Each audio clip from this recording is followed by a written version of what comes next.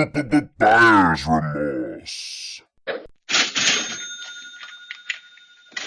Hello and welcome to Buyer's Remorse. I'm Darren. I'm Justin. On this show, we find a game that we haven't played and we make each other play it for an hour just to see what it's like, see if it's an awesome buyer's confirmation or a horrible buyer's remorse.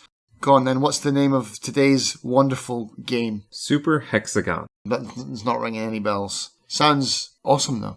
I was a bit confused at first because I thought that you'd given me... What was the other one that we were playing, sort of beta playing before it was finished? Was it Super Chain? Oh, Super Chains, yeah. Yeah, so I was a bit confused. And then I looked at Super Hexagon and went, oh yeah, that's a completely different game.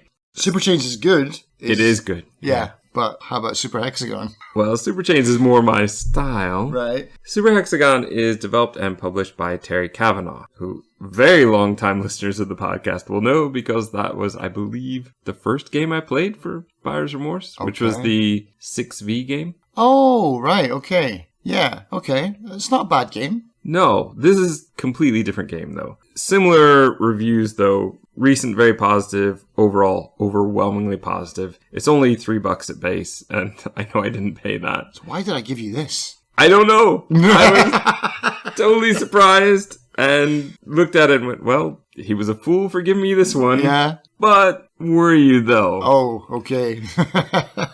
It is sort of a rhythm game, but not really. So you don't have to go in rhythm, but I think that your enemies kind of come down in rhythm. Okay. Did you ever play Tempest? The pirate game? No. Did you ever play Tempest on the Atari? Oh. Or in the arcade?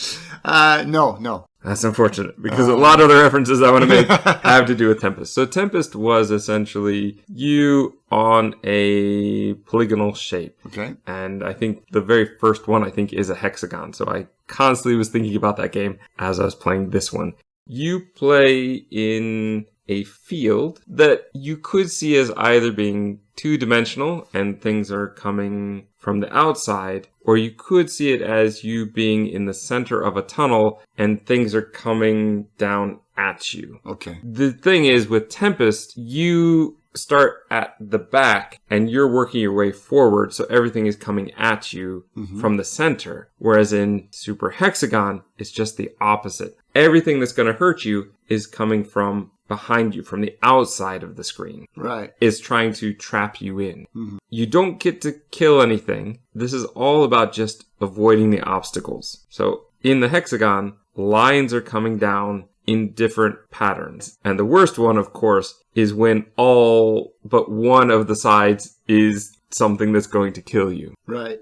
The game is designed to be incredibly difficult and incredibly fast-paced. Your iteration time is virtually zero. Hit the button, start again. Right. You get a new quote-unquote level, or I don't even know what the point of it is. Like a new word, basically, every 10 seconds. Fast-paced. And yet, you always have to start from zero. Okay. I felt like I played it thousands of times in my hour. So long. There are 3 levels that you can play. Hexagon.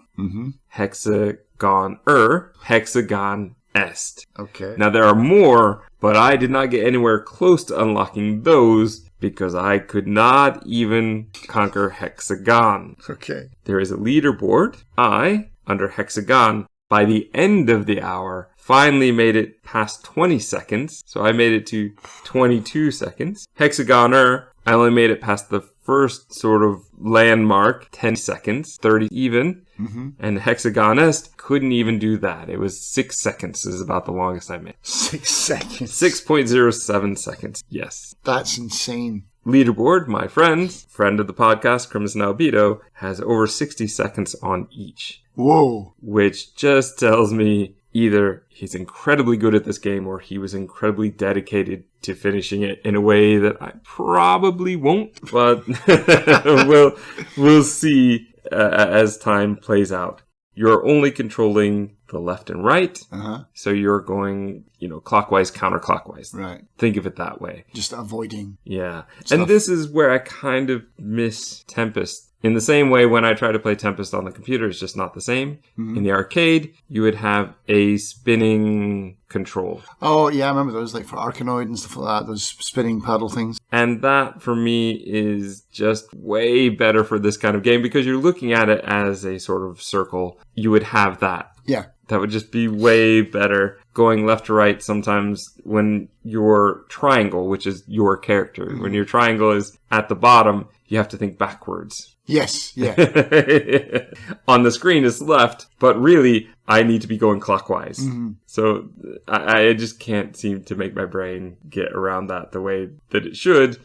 Having it being a physical representation in front of me and just controlling it that way, I think would have helped out a lot. Does this game not have controller support? Could you not have used like an analog joypad? It has controller support, and I was using the D-pad, but the joystick does not work. Ah, that's a shame, because that would be exactly what you're looking for, kind of, almost. It could help, yeah. If I could be pointing it the direction that I want it to be, I think that would help. But it's a simple game, and it's well executed. Right. With Hexagon, the sort of basic level, you'll have sometimes whole seconds where you could just sit in one of the wedges and not have to worry about anything. But then once you have those sort of C shapes and you have to switch from one side and then 180 degree get around to the other side, that kind of thing. Oh, And you've got really like tricky. a fraction of a second to do it, kind of thing, yeah? Yeah, it's very fast. It's very fast. Right. And you have the music, you have flashing lights, and on top of that, the screen sort of goes in and out a little bit, and the whole tunnel is spinning. And will switch directions at times. So it will be spinning, and then it'll switch from counterclockwise to now it's going clockwise. And you have to be thinking about that. In Hexagoner, it's not just lines coming out, but some filled in shapes as well. So whole big sections that you need to avoid. And then Hexagonist does all of that while also changing the color of the wedge that you're on. So every other one is a different color to help you visually see that. But in the hardest one, that will swap all over the place, and that makes it incredibly difficult. I felt amazing the first time I played it. Well, I'm doing very good at this. I made it 4 seconds the first time, and then proceeded to make 2 seconds my standard for the rest of the time on that one. Right. It is a tough game. So 60 seconds is bananas then. Yeah, I'm wondering if you hit the end, if that's the... It makes the sense. accomplished goal, perhaps. 6 sides, 60 seconds. Maybe that's to pop an achievement. Are there achievements in this game? I don't remember, actually. This game, you don't have any seconds to look off to the side, Right, so yeah, I would have been very focused. So I would imagine that this would be a kind of game that you would play in 5 to 10 minute bursts. Certainly playing it for an hour sounds like I'd put you through hell.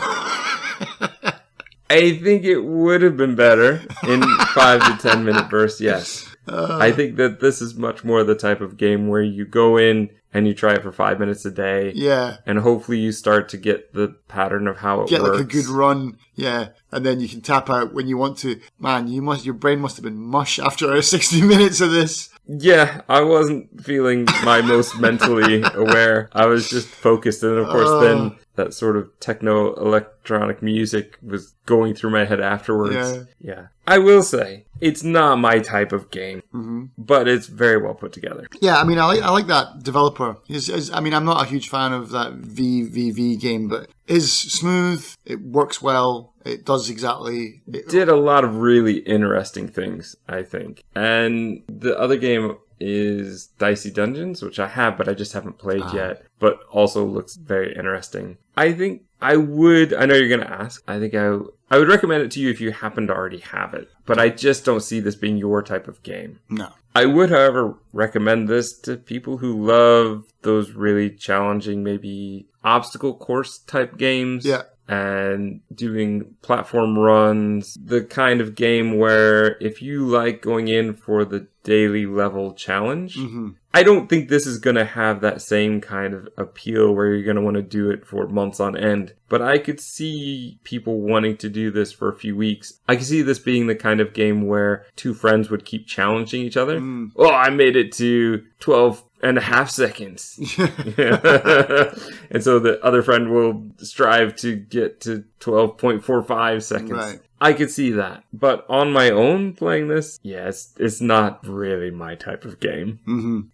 Would you go back to it though? Here's the thing though, like so you played it once, you played it for an hour. Would you try it again? Would you pick it up again? I don't think so, but I think that that's mostly because I played it for the hour. Right. I think that I got all of the play I would have gotten out of it in one go. just concentrated, just laser energy, boom. Well, I think that this would be the type of game where for a couple weeks I would have popped in for 10 minutes at a time. Yeah. So I might have played it for a little bit longer, but without any sort of objective, without any sort of story. It's just an obstacle course to do over and over again. And there's no objective in there for me. Right. But you can get a longer time, and you could get it to say from its line to something else to triangle. So yeah, so each level is like adding a line to what you're doing. So I think you're right in the fact that probably once you make it past 60 seconds, that's probably the end of the level or the end of the names that you will get. I just can't see myself wanting to play much more when I have so many other games that I would enjoy more. Yeah.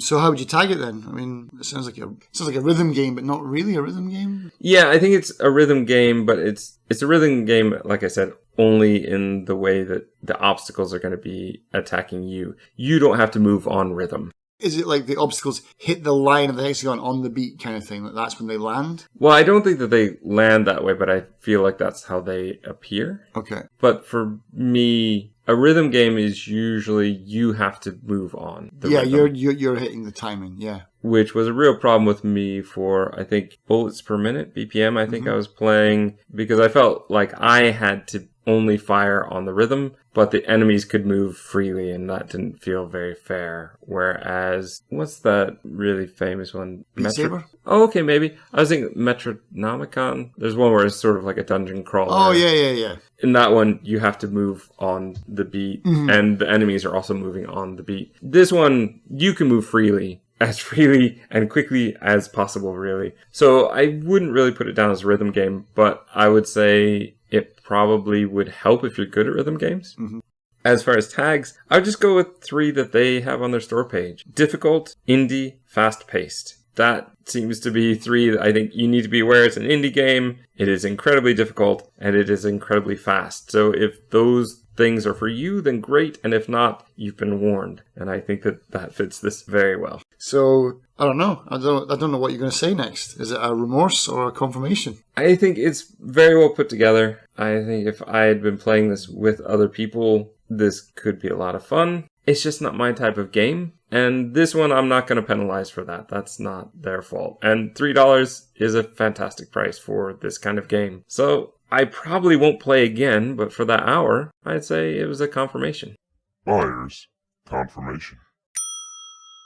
Bing.